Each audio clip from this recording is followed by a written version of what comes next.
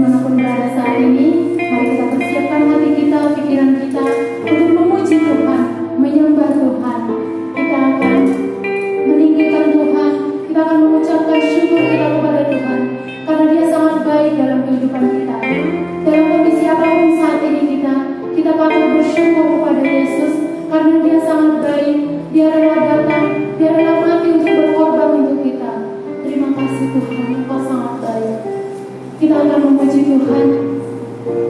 Kita angkat pujian oleh kuasa darah-Mu.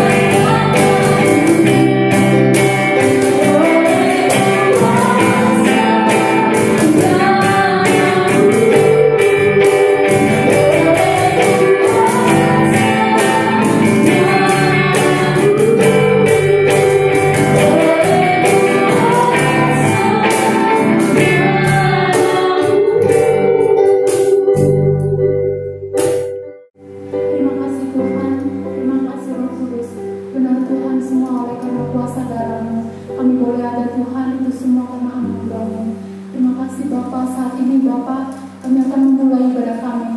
Mohon Bapa, Engkau memberkati kami, menjamah kami Yesus, mengurapi setiap kami Bapa, dimanapun kami berada saat ini Tuhan, apapun kondisi kami saat ini Bapa, biarlah Tuhan Engkau yang hadir di dalamnya. Dan kami berdoa Tuhan untuk setiap pelayan-pelayan yang boleh mengambil bagian. Engkau menguduskan kami Bapa, baik itu pemain musik, baik itu worship leader, singer. Oh Bapa, terlebih khusus hamba-Mu yang akan menyampaikan kebenaran firman-Mu. Biarlah Tuhan Engkau yang berbicara melalui hamba-Mu, menutup bungkus hamba-Mu Tuhan, sehingga melalui perkataan firman yang disampaikan oleh hamba-Mu, kami boleh dimenangkan, kami boleh dikuatkan, kami boleh memiliki harapan baru daripada-Mu Tuhan. Terima kasih Yesus, tutup bungkus kami Bapa, dari awal pertengahan hingga akhirnya. Dan kami akan memulai ibadah ini. Haleluya, amin. Haleluya, ada sukacita, amin. Dimanapun Bapak yang berada saat ini, mari kita sama-sama memuji Tuhan, menyenangkan Tuhan, meninggikan Tuhan. Kita mau katakan bahwa Yesus baik, Dia sangat baik dalam kehidupan kita. Kita angkat pujian, Dia sungguh baik. Dia sungguh baik, Dia sangat baik. Yesus, Dia baik bagiku. Dia sungguh baik, Dia sangat baik. Yesus, Dia baik bagiku.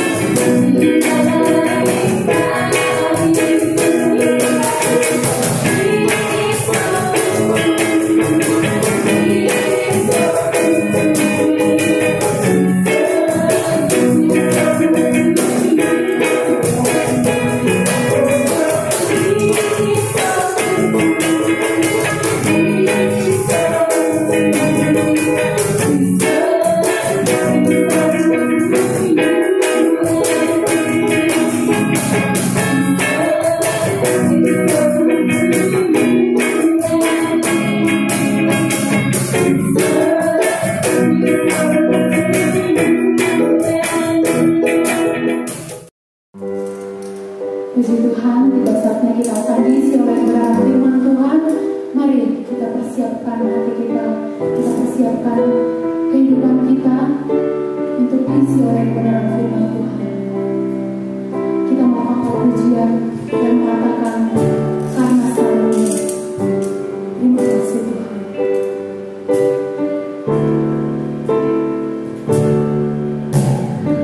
Hanya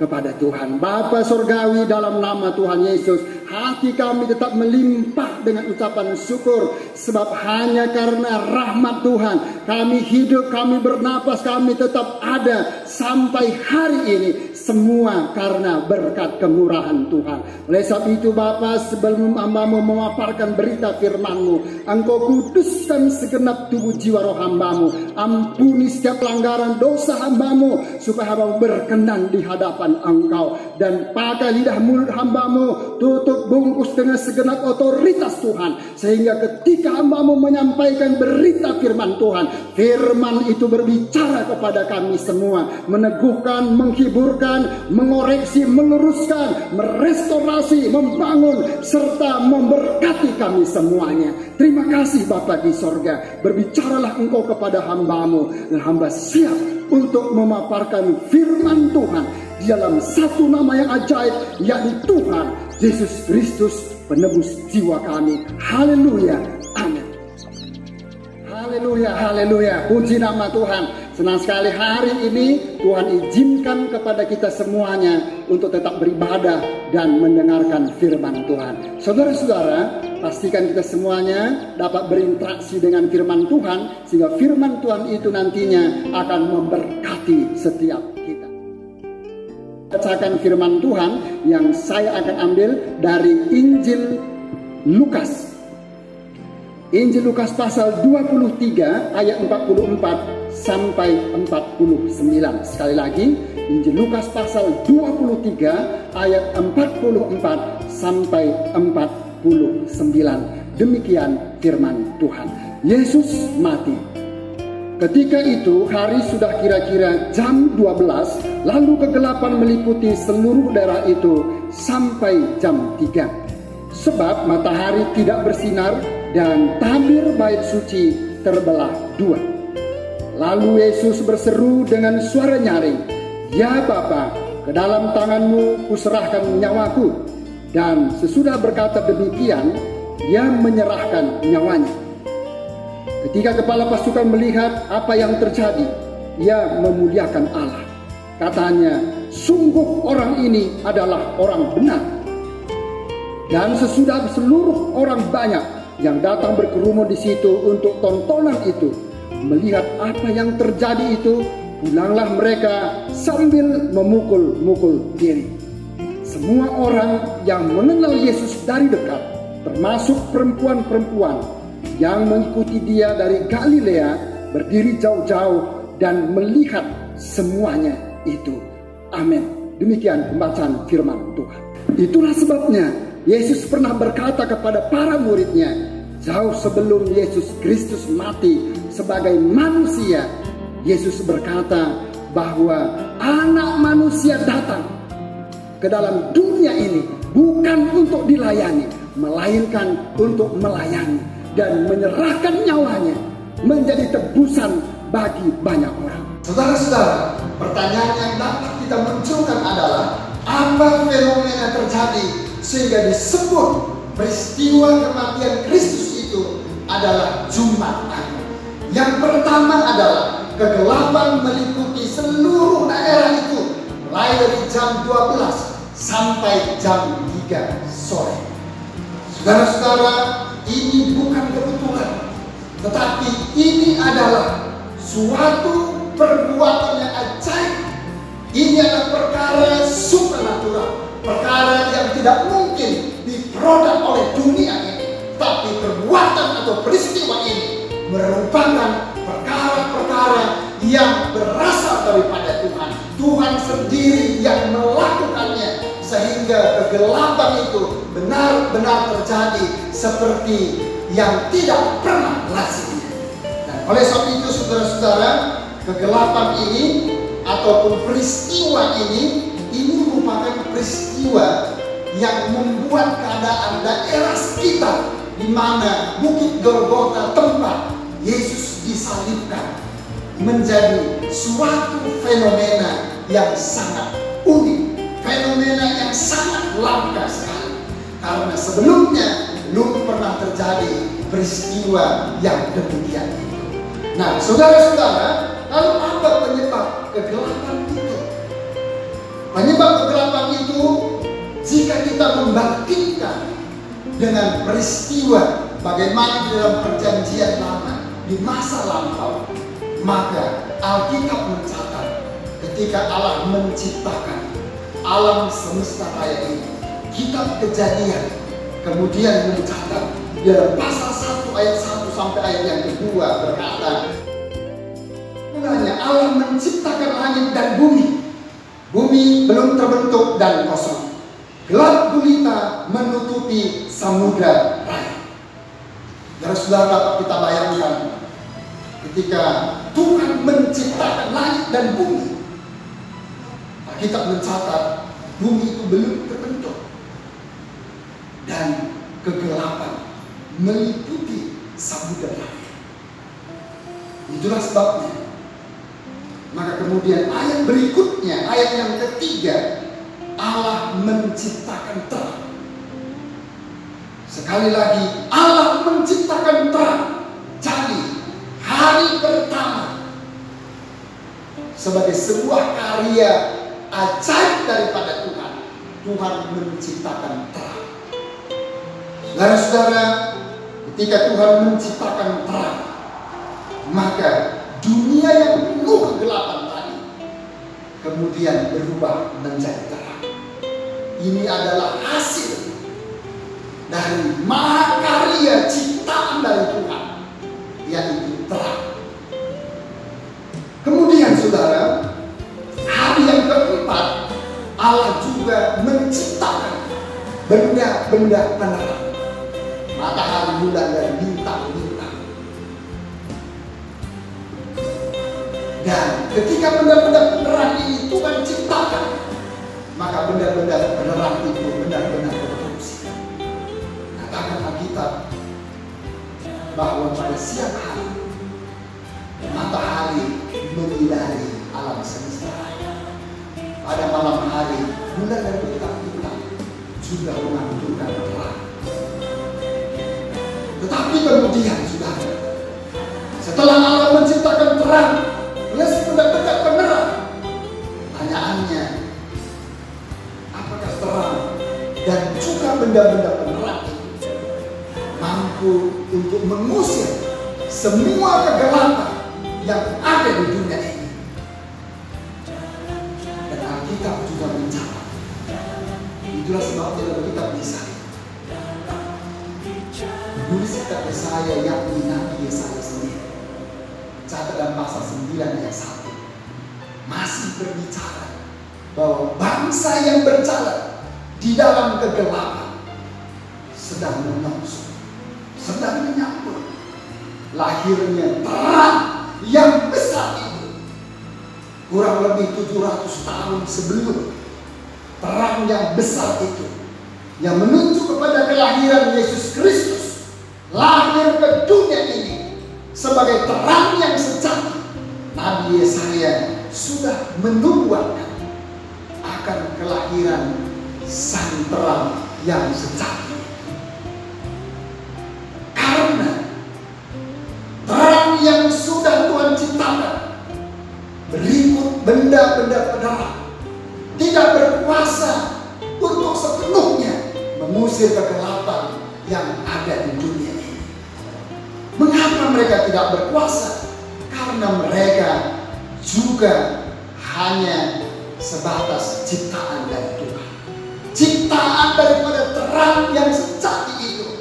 Mereka tidak bisa memproyeksikan terang jikalau bukan sumber terang yang sejati itu memberikan terang kepada mereka. Dengan kata lain, terang dunia ini maupun juga benda-benda penerang, mereka tidak bisa memantulkan terang jikalau Tuhan yang menciptakan terang itu sendiri memberikan terang kepada mereka.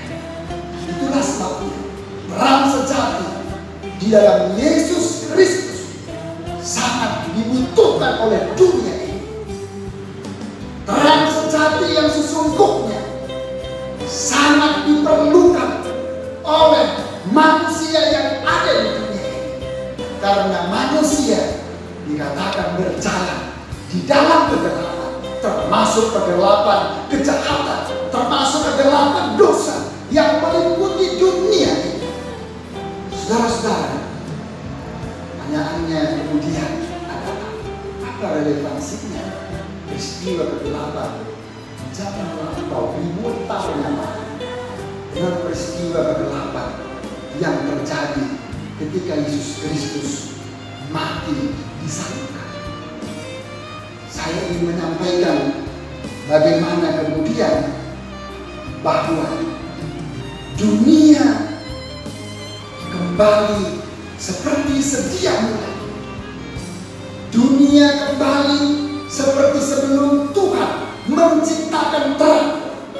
Jikalau tanpa kehadiran dari terang yang sejati itu, dengan kata lain dapat dikatakan bahwa dunia yang penuh dengan kegelapan dosa ini, dunia yang penuh dengan kegelapan kejahatan ini, tanpa kehadiran Tuhan tidak mungkin dapat dihalau oleh kekuatan-kekuatan yang ada dalam dunia ini.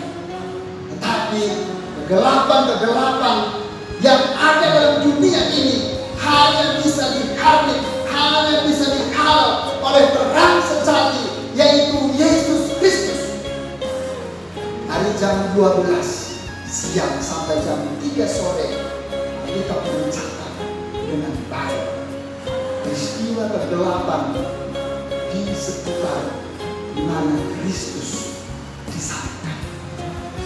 Itu artinya adalah Kristus ketika mati disalibkan dengan cara yang sangat kejam. Maka dunia benar-benar diliputi dengan kegelapan.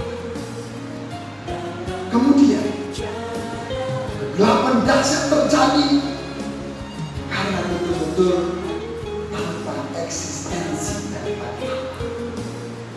Kegelapan terjadi karena betul-betul terang tidak ada di tempat itu. Kegelapan terjadi karena matahari benar-benar menutup mata. Matahari enggan untuk menyinari dunia. Matahari enggan untuk bersinar pada saat itu. Karena Allah yang Maha Kuasa mengontrol semua peristiwa, semua kejadian yang terjadi dalam dunia ini. Oleh sebab itu saudara-saudara, mereka tidak hanya memutarbalikkan kebenaran. Orang-orang yang hidup dalam kegelapan, orang yang hidup dalam kejahatan, termasuk orang-orang yang sudah membunuh Yesus yang tidak berdosa itu, mereka dikatakan termasuk orang-orang yang memutarbalikkan kebenaran, juga berupaya untuk membunuh kebenaran itu sendiri, yakni Yesus Kristus. Bukankah Yesus pernah berkata, "Akulah jalan dan kebenaran dan hidup," Yohanes 14 ayat yang ke-6. Oleh sebab itu saudara-saudara, orang-orang yang sudah bersepakat untuk membunuh Yesus dalam peristiwa Jumat Agung itu tidak hanya berupaya untuk memutarbalikkan kebenaran, tapi juga berupaya dengan satu tekad membunuh kebenaran itu sendiri. Mereka pelaku-pelaku pembunuhan dalam peristiwa wafatnya Yesus Kristus berupaya memusnahkan terang sejati itu dari muka bumi ini. Mereka tidak rela kalau terang sejati itu dapat menyinari dunia ini. Terang sejati itu dapat menyingkapkan perbuatan-perbuatan yang amoral, perbuatan-perbuatan yang keji di hadapan Tuhan. Mereka tidak suka. Itu sebabnya mereka bermufakat. Mereka hendak membinasakan terang sejati itu dari muka bumi. Nah, saudara-saudara, matahari dikatakan menjadi gelap. Matahari tidak bersinar lagi di dalam ayat yang ke-43. Mengapa? Karena Tuhan adalah sumber terang kepada benda-benda penerang telah tiada. Oleh sebab itu matahari menutup matanya. Matahari tidak mau bersinar lagi ke dunia. Matahari benar-benar tidak memantulkan terang, khususnya di daerah di mana Yesus disalibkan, Bukit Golgota. Nah, saudara-saudara, bahkan Injil Matius mencatat peristiwa ketika Yesus mati dengan cara disalibkan di Bukit Golgota, maka dikatakan terjadi gempa bumi. Gempa bumi yang hebat dan dahsyat. Meskipun tidak disebutkan berapa kekuatan gempa bumi yang terjadi saat itu, tetapi cukup untuk dapat memecahkan bukit-bukit batu yang kokoh. Lalu kemudian kubur-kubur terbuka, dan orang-orang kudus yang sudah meninggal, Alkitab mencatat, bangkit kembali. Sungguh suatu peristiwa yang sangat spektakuler, peristiwa yang tidak lazim terjadi, tetapi hari itu terjadi karena ia perkara-perkara supernatural yang Allah sendiri kerjakan di dalamnya. Nah, saudara-saudara, bumi gemetar, manusia yang ada di sekitar daerah itu menjadi ketakutan. Mereka menyaksikan sumber hidup dan sang pencipta harus mati sebagai manusia. Kristus harus mati untuk menanggung dosa dan pemberontakan, kejahatan-kejahatan, dosa-dosa yang dilakukan oleh manusia, termasuk orang-orang yang telah membunuh Yesus Kristus. Saudara-saudara, kegelapan memang hanya berlangsung 3 jam, dan Yesus wafat juga hanya berlangsung sampai hari yang ketiga. Tapi kemudian Yesus bangkit, Yesus hidup. Yesus hidup karena Dia Allah yang berkuasa. Dia tidak hanya sebagai manusia biasa, tetapi sejatinya Dia juga adalah Allah. Sebagai manusia memang Dia harus mati untuk menggenapi firman Tuhan, karena kematiannya menjadi tebusan bagi banyak orang. Oleh sebab itu, saudara-saudara, hari-hari ini kegelapan telah meliputi dunia. Dunia diteror dengan kecemasan, dunia diteror dengan kekhawatiran, dengan ketakutan. Tapi percayalah, peristiwa ini hanya berlangsung sesaat, sama seperti peristiwa kegelapan yang terjadi di daerah di mana Yesus disalibkan dan sampai mati. Maka kemudian di ujung kegelapan itu, maka kemudian ketika Yesus bangkit dari kematian, maka sang surya kebenaran itu hidup, lalu kemudian memancarkan terang kepada seluruh dunia. Hari-hari ini kita pun percaya dan terus berharap, terus berdoa. Di balik suatu kecemasan, di balik suatu kekhawatiran, di balik ketakutan yang melanda dunia, percayalah bahwa di akhir semua itu Tuhan akan memunculkan berkat Tuhan yang sungguh luar biasa, berkat Tuhan yang sangat spektakuler. Kita katakan amin.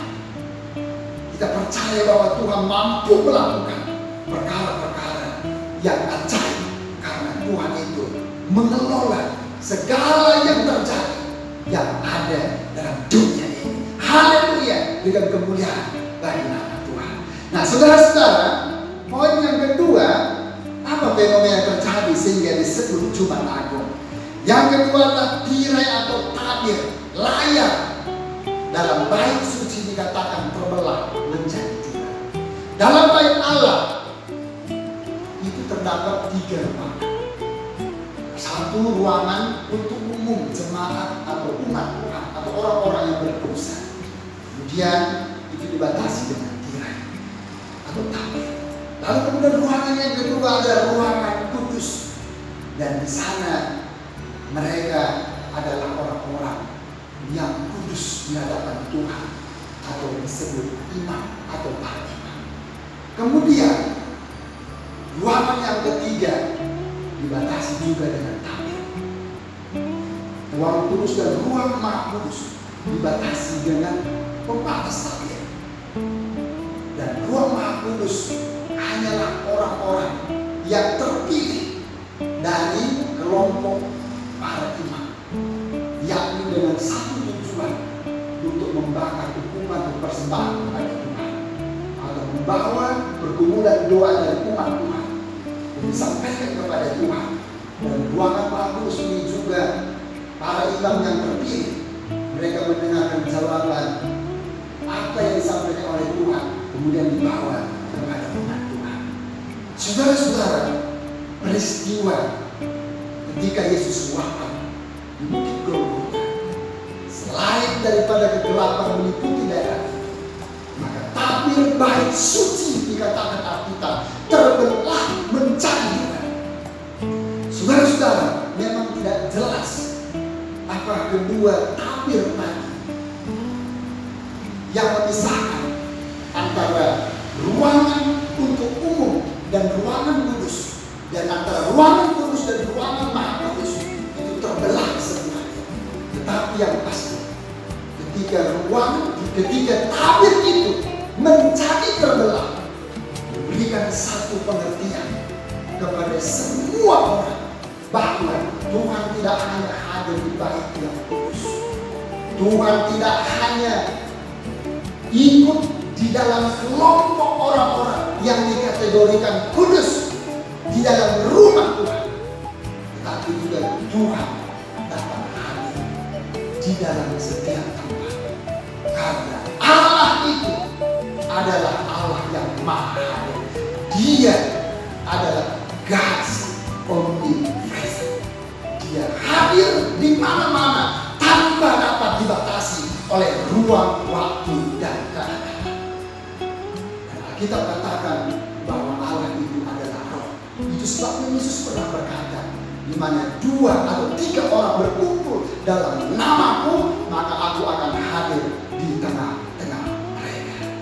Dengan demikian saudara, maka ketika tabir bait suci itu terbelah, maka bukan saja imam yang bisa menaikkan pokok-pokok doa kepada Tuhan, tapi setiap orang yang percaya sejak saat itu mampu melihat ruangan kudus, dan artinya adalah dimampukan oleh Tuhan supaya kita bisa berdoa kepada Tuhan dimanapun tempatnya, di rumah, di kantor, di sekolah, di kampus, di tempat pekerjaan kita. Di sana juga Tuhan hadir untuk mendengar dan menjawab setiap orang-orang yang berseru kepada Tuhan sejauh itu berkenan di pemandangan mata Tuhan.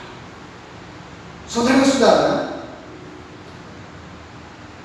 Lukas hendak menegaskan bahwa dengan kematian Yesus, bukan saja orang-orang yang secara eksklusif dapat datang menghampiri Tuhan, tapi semua kalangan di berbagai profesi dan di berbagai strata, jikalau mereka berniat, jikalau mereka rindu untuk datang kepada Tuhan, Tuhan berkenan untuk ditemui.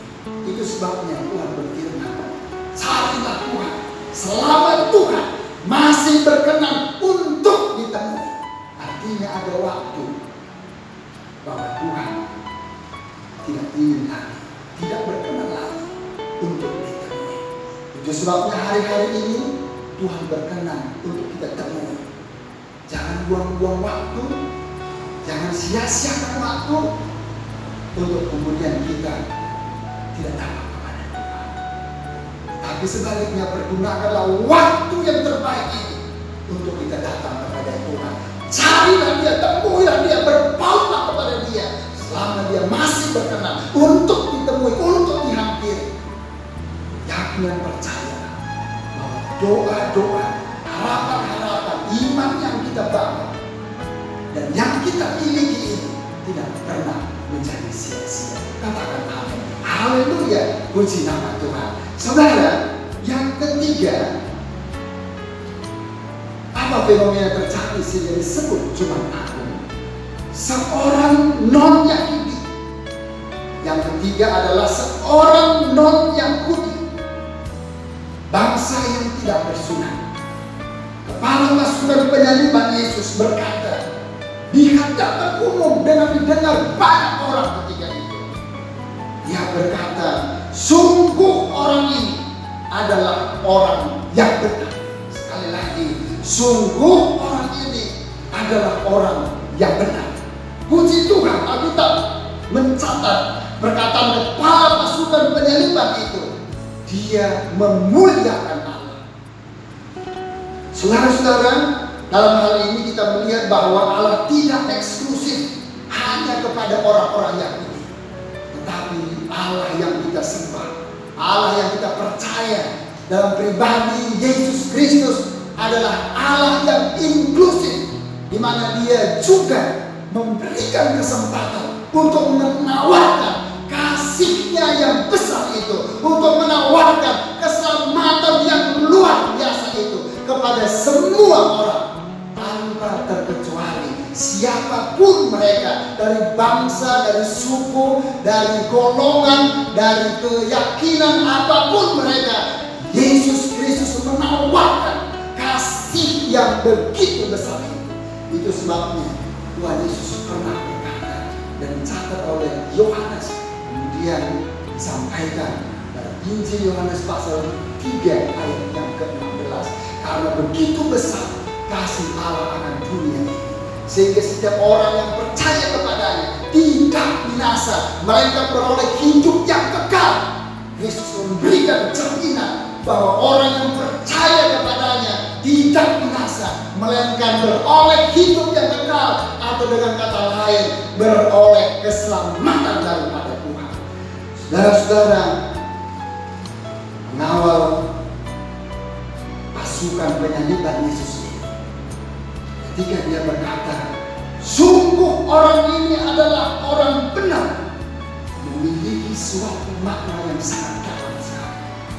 Artinya adalah dia mengakui yang benar itu adalah Dia, yang benar itu adalah Kristus yang tersalib itu, bukan aku salah, aku keliru, telah setuju untuk membunuh Dia, telah setuju untuk menyalibkan Dia. Saudara-saudara, inilah keajaiban yang dicatat oleh Lukas. Dan kebenaran ini Lukas mau sampaikan kepada Theophilus, seorang pembesar non-Yahudi, seorang yang terhormat, pegawai kekaisaran Romawi pada saat itu, agar supaya Theophilus juga boleh mengambil satu sikap hidup tentang keterbukaan dan kejujuran seperti pemimpin pasukan penyaliban Yesus Kristus itu. Mengapa demikian? Karena di zaman itu imam-imam besar, ahli-ahli Taurat, orang-orang Farisi, orang-orang saleh, orang-orang terhormat dalam kelompok orang-orang yang sudah membunuh Yesus, tidak ada kejujuran, tidak ada keterbukaan, tetapi yang ada iri hati, kedengkian, pemfitnah, kejahatan-kejahatan yang begitu besar. Itulah yang melekat dalam pribadi mereka. Tetapi hari itu ada satu pemimpin, kepala pasukan penyaliban Yesus, yang memiliki satu statement hidup yang baru dengan gaya hidup keterbukaan dan kejujuran.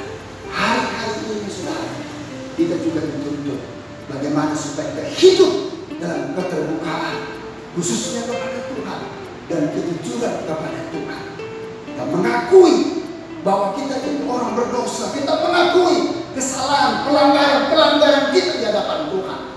Ingat bahwa ini merupakan keajaiban.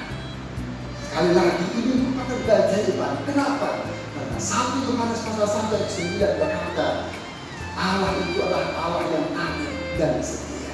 Jikalau kita mengaku bahwa kita ini orang berdosa, dan Tuhan itu akan mengampuninya dan menyucikannya dari semua dosa-dosa kita. Adakah kita sebagai orang-orang yang ingin terbuka dan mengakui kesalahan-kesalahan kita? Maka dikatakan, jikalau kita ada dalam posisi seperti pemimpin pasukan penyaliban Yesus, maka ini merupakan satu keajaiban. Orang yang mengaku dosa di hadapan Tuhan, orang yang terbuka di hadapan Tuhan, maka dikatakan mereka akan diampuni dosanya dan diselamatkan oleh Tuhan. Saudara-saudara, peristiwa Jumat Agung mendorong kepada kita semua tanpa terkecuali agar kita memiliki sikap hidup keterbukaan dan kejujuran di hadapan Tuhan. Tuhan melihat kita semua, Tuhan mengetahui sampai ke dalam hati kita. Oleh sebab itu, izinkan firman Allah terus berbicara kepada kita semua, agar firman itu mengubah setiap pribadi kita. Firman itu membentuk pribadi kita sehingga kita muncul sebagai seorang pribadi yang berkenan di hadapan Tuhan.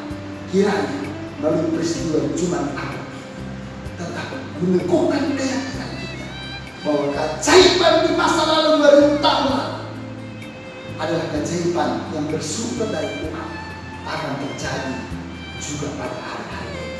Keajaiban Tuhan itu terjadi dalam rumah tanggamu, dalam keluarga, dalam usaha, dalam pergumulan, dalam studi, dalam setiap perjalanan iman kita kepada Tuhan. Katakan amin, saudara. Dan saya juga mengaminkan bahwa keajaiban Tuhan itu belum berakhir. Oleh sebab itu kita klien janji firman Tuhan bahwa Anda dan saya kita akan mengalami keajaiban Tuhan yang mengubah hidup kita dan mengupgrade iman percaya kita sehingga kita tetap kuat dan cakap untuk menanggung setiap perkara yang Tuhan izinkan terjadi dalam perjalanan iman percaya kita kepada Tuhan. Tuhan Yesus memberkati kita. Mari kita berdoa bersama-sama. Bapa surgawi, dalam nama Tuhan Yesus, hamba sudah berhenti memaparkan berita firman Tuhan.